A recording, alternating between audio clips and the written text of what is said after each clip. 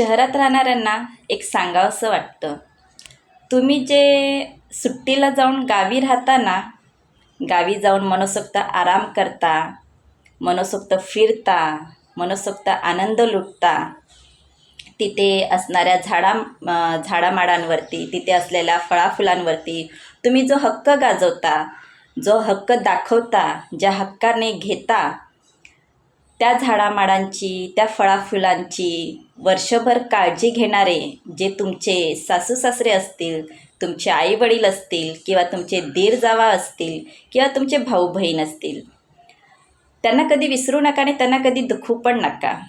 कारण की वर्षाचे 12ही महिने ते गावी राहून सगळ्या गोष्टींवरती मेहनत घेत असतात, कष्ट करत असतात, त्याची जोपासना करत असतात आणि त्या गोष्टींना जपत असतात. म्हणूनच तुम्ही 4 दिवस जाऊन राहता आणि त्या गोष्टींचा मनसोक्त आनंद लुटता आणि मनसोक्त मजा मारता. पण त्या गोष्टींसाठी घेणाऱ्या मेहनतीचा आणि घेणाऱ्या कष्टाला मात्र तुम्ही विसरून जाता. त्यामुळे जा, मनसोक्त आनंद लुटा, पण ते कष्ट करणाऱ्यांना, मेहनत करणाऱ्यांना कधी दुखवू पण नका आणि कधी विसरू पण नका.